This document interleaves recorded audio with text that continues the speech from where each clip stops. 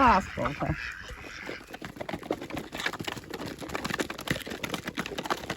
Good morning. It's Amber. Blooms on the hill. Such a fight in the morning for food. It's so greedy. Chickens have started laying. It's clear. I wish they wouldn't poop in their nests. They've started laying. The last few days, sort of, they've been a bit slow because I'd run out of food. So hopefully they'll pick up again. Today I've got some roses to plant. My Desdemona David Austin roses arrived, so I ordered 10. I look very scruffy this morning. Yeah, I ordered 10. So Desdemona is a soft white, not a really stark white, with just a hint of blush to it. So I'll put those in. They've been sitting in a bucket of water overnight just to hydrate the roots. I've got a spot all sorted for them. So I'll plant those today. That shouldn't take too long. I won't be able to harvest off those this season. They won't be, they need to like put all their energy into getting their roots really established. So I'll just get to enjoy the few flowers that they give up, leave them on the bush. So I'll be doing that today. My husband's gone to feed some cows with the tractor, and he's coming back, and then we've got to move some other cows back to the 100 acres over the back that we lease. We had to bring them all over because we've got a new lease bull. So a bull that we're hiring for 6 weeks because we actually need to buy another bull, but we didn't get around to it, and funds are always tricky this time of the year for us. But we want to buy an Angus bull. We've had Speckle Park bulls in the past, which are the black and white speckly ones, as the name suggests, and Angus is a black one. So we've decided to go Angus now because the black cattle do better at market, which is ridiculous really, because once you peel them they're all the same underneath. But anyway, the cattle buyers, they like black cattle, and they also look really nice and even in a pen, obviously, because they all look the same. So anyway, it's a thing. So we've got to go. We've made the executive decision to go for an Angus bull. Anyway, I'm just doing a few little morning jobs, and just thought you might like to see the farm again, because I haven't done anything farmy for a while. Well, I have, but I haven't shown you the animals and stuff for a while. So I've had a new calf. My milking cows, there's one in there. She had a calf just out of sync with all the others, so it was a little bull calf, so he's up there. And I actually want to get that cow in. She's fairly quiet. She's one that Rainbow, which is one of my milking cows, Rainbow reared her. It's not her calf, but she actually reared it. And so this other one is fairly quiet. I can't remember what her name is. She did have a name. I think it's Isabella. I want to get her in and see how she is to milk. She's got a massive big bag of milk because she's she's Angus Friesian cross. So I just want to see the size of her teats and how well and how easy, because Rainbow won't be put with the bull again. She's getting quite old and she's a bit arthritic in the back end, so it's not really fair to put her with the bull again and make her go through calving, so which is very sad.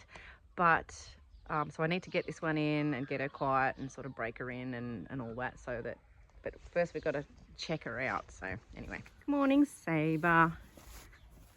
Hello, darling. You want a carrot, don't you? Oh. Sabre's on his own now. My horse Ruby had to be put down, unfortunately. So Sabre's got very friendly and he likes cuddles now. Hey, sweetheart. Yeah. Yeah, good boy. I'm just going to go get Sabre some apples, but this is the Desdemona. So I'll take it out in the light if you can see the label a little bit better. It's probably not much better. It's probably a bit glary, but there we go, Desdemona. I don't know if that's in focus or not because my eyes aren't in focus. I've got some leftover flowers from the bouquet I made yesterday, a spring bouquet I made. So I'm going to maybe pick a little bit more stuff and put this in the house because I might as well enjoy it. Kids have done some homeschool stuff, done some English, so I've been through that. and I'm going to plant out these roses now. I'll show you where I've got them, and I'll show you I've put some new things in some of my raised beds. So I planted out some of the seedlings from my greenhouse. I'm just trying to get things out of there as much as I can because I've got all these Floret seeds coming. I've actually just ordered some more. I didn't have the unicorn mix zinnias, so I thought I'd give those a go. So I got 1 packet of those. I don't know how much I've spent on seeds. It's not important. Anyway, right. Desdemona roses in the bucket. They had water in it, so that was soaking overnight. So I've got these roses along here. They were from the other flower farmer where she was selling all her roses. So they're starting to get their little leaves now. If you can see that, it's probably not going to focus very well, but they're starting to get their leaves. So this lot along here was Olivia Austin. There was 10, and then further up is Charles Austin. So all David Austins along here, except for this one on the end that was a little extra that she threw in an extra one, or accidentally threw in an extra one. That's that, I can't say it. It's a New Zealand pronounced one, Oatera, or anyway, it's a pretty pink one. But I've left a spot. I've put a stick here, and there's another one up there. You probably can't see it, but I've counted along where I'm going to fit 10 roses in here. I've sort of struggled in where to put these 10 in terms of my garden space. So hopefully that gives me enough space to walk up in between them. I think it does. And still fit in, I'd say, another 3 beds here. Still got my pile of compost, so I reckon I can fit 1, 2 here, and then maybe not 1 here, but maybe 1 along the bottom. So I'm just trying to figure it all out. Anyway, I've got some extra little seedlings in here. I planted out, this is some drumstick scabiosa. That's a weed. That is honeywort. Put out some California poppies. Also put out over here, that's Gyp, Covent Garden, and this one is some Persian cress, which I'll do more successions of cress because it sort of gets a single spike, and then once you've cut it, it's done. So, but that's a really nice filler. In other news, the daffodils are doing well now, coming out. So I used some in a bouquet the other day, or yesterday. I did a spring bouquet. These ones were put in late. They were bridal crowns. It's because they arrived late. That's a different one again. That's a real soft lemon. It's really lovely. So, and then there's some white lion in here, and I think replete. And I've got some more around over there in amongst the irises, just because I ran out of spots to put them. Anyway, I'm going to get to work digging some holes. The ground still is fairly soft, so now's the time to do it, certainly. Those roosters are going off. Right, holes dug. 10 holes. Not that difficult because the soil is still nice and moist, which is good. And we'll just pop these roses in. Right, if you haven't planted roses before, it's not really difficult. Obviously, roots, and there's your stems, the sticky bits. So see, that's going to fit in the hole. So you want this bit to be above the ground, that knobbly bit there. And so I'm going to have to put some of the dirt back in. So I'll build a little mound in there. So whack some of that back in there. Make a mound with him, and then I can sit the roots on top of that. And ideally, see, he's just sitting up like that now. So I could put a little bit more dirt under there to make him a bit more secure. And make him a bit higher, actually, because I want this to be above the ground. But get that sorted, and then I'll put some water in first, and then pop the rest of the dirt in.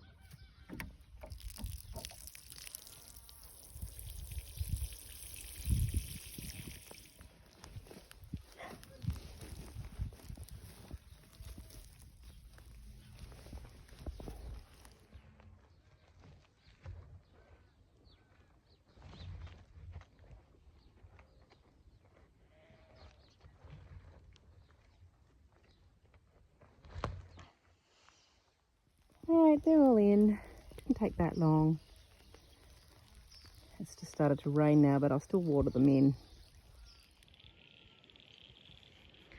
Going up to get Rainbow. There she is. It's the next day. It's late afternoon. Look at this hill. We're very hilly. I've just walked all the way up this hill.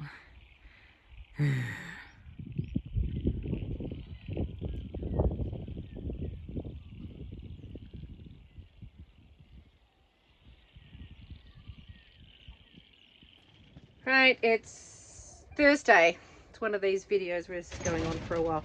I had some plants arrive today. I got some Veronicas, Skylar Pink, this one is. I ordered 3 and 2 arrived, so I've just spoken to the lady on the phone. And they've run out completely. I tried to get the white one. I keep seeing on social media for like Americans currently are using a lot of Veronica in their arrangements. The white one, it's really pretty. It's a perennial, lasts really well in a vase. So I thought, oh, let's get some of that. And I missed out on ordering some of the white, so I ordered 3 of the pink. And then they've sent me 2. And now on the phone, she said that they've run out. So she's got me an Agastache. Don't know what that is. Had a look. It's like as Aztec rose is the color, so it's like a pink flower. It's on a spike. So that'll be okay. That's fine. Sort of a pinky purple. So I have one of those instead. So I'm doing that now. I've just watered. Everything's actually doing quite well. Marigolds getting a little bit eaten by things, but coming up nicely. Some tomatoes here. I did some more celosia, some pink champagne, which was a Floret one from a while ago. Some asters. Got to watch things getting eaten in here. I've had some sunflowers that are getting a bit munched, which is annoying. The mignonette's going all right. Salvia. Nothing seems to like to eat salvia over there in the corner. Lots of celosias coming up. The Lavatera. Lavatera is coming up really well. I can't speak. Some more of that. Little bits of that seem to be getting nipped as well. This is my Astilbe that's come up really well. That came as a little bare root thing, and there's another one coming up there, so that's good. There's lots of things happening. Some more tomatoes, lots of amaranth, which is the hot biscuits and the hot chili. There's the hot biscuits one. Some Rebecca, for some reason, this has been in for ages. I cannot get it to germinate. But anyway, and I've tried 3 different ones in here. So these green containers they've got a solid bottom. So anytime I need to bottom water anything, I put my cell trays in those. So that's why they're in there. So we'll just see how that lot goes. But anyway, right now I'm about to go and get a cow in. A few more plants coming up. See, look at these. Sunflowers getting chewed. Those ones have been well chewed. So what I'm doing now is, I'll show you my zinnias have come up a little bit in the ones I've planted in the hoop. So the cosmos is doing quite well. It's getting much taller. It's getting extra leaves.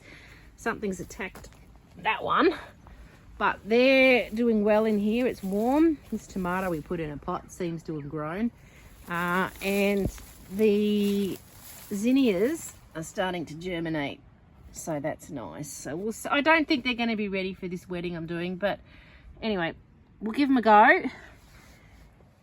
They might be ready for the second wedding in November. Oh, okay, what I'm doing now is trying to shut a gate. That's a bit tricky. I'm going to get a cow in that had a calf about a week and a half ago, and I wouldn't mind trying to milk her. So getting her broken in to be milked. Just opening up the crush. So this is an older crush. This is where I milk my cows that are very broken in and very quiet. This cow should be fairly quiet because she was reared by Rainbow, which is one of the cows I milk. And so she sort of should remember that she used to come in, and that she should sort of vaguely remember me, and hopefully she'll be nice and quiet. I don't know. But she has a really good bag of milk because she is an Angus Friesian cross. So an Angus is a beef cow and a Friesian's a dairy cow. So she's got lots of milk at the moment. I noticed yesterday that she was actually dripping with milk. She's only got the one little calf. But the other thing with her too is that I had a look at her udder, and her teats aren't too small. I thought they were, but they're actually not too bad, which means it's sort of enough to hang on to. If they're too small, sometimes you get a heifer that's had a calf for the first time and they've still got little tiny weeny teats, and there's nothing to hang on to, and you can't really milk with your fingers. It's just ridiculous. So I'm going to get her in, and it just requires you just get them in the crush, try and get them quiet, give them some grain, give them a bit of hay, just kind of hang out with them, just touch them, you know, make a little bit of noise, talk to them, that kind of thing, and just so that they get used to you being around them and being close. So it's kind of a time-consuming thing, but it's totally worthwhile, you know, if you can get your own milk. So I'm going to go up and get her now. Hopefully she'll come in easily because she's with other cows. It could end up being a gigantic rodeo, but anyway. And then I really sort of need to find somewhere where I can put her after that, where it's a bit closer to the house, because bringing her in every day off this big paddock up in the hill is annoying. Unfortunately, we're a little bit limited at the moment because there's not enough grass. Really, I've got smaller paddocks and there's kind of less grass because we're coming off the back of winter. So obviously, you know, the grass doesn't really start growing until it starts warming up a bit. So once that happens, this is going to be easier. But I really think I need to get her in now, because it was about a week and a half ago she had this calf, and before she sort of loses her supply of milk a bit, because she's just got this one calf, wouldn't mind getting her in. And you know, and then I could do like sort of a calf share, we call it, where, you know, I don't take all of it. I definitely leave some for the calf, but there'd be enough for us to take just to put in the house. So it's worth it. There's a little bit of running around, but I managed to get this cow in with her calf. He's under there. Other cows ended up coming with them, but that was all right. I just had to scoot them around. See if I can get her into the crush now. I don't think she's going to love it, but anyway. I've just been to my mailbox, and finally my Floret seeds are here. This is exciting. Okay, this is like Christmas all at once. Every Christmas. Oh, it's very sticky. Ugh. I ordered these about a week and a half ago now, so it's taken a while because there would have been people orders. And I reckon they probably would have posted people their seeds to those who are living in Queensland first, because they can sow things like dahlias a lot earlier. Like they can put tubers in the ground months before we can. So here we go. Floret seeds, and this is actually not at all. Thank you from Veggie and Flower Garden Seeds.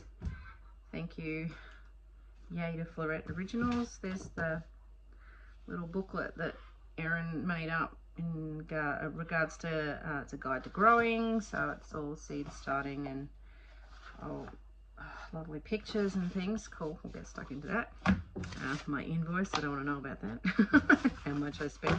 I still got more coming actually, so because I did order some more. Like I just sort of let it sit for a bit and then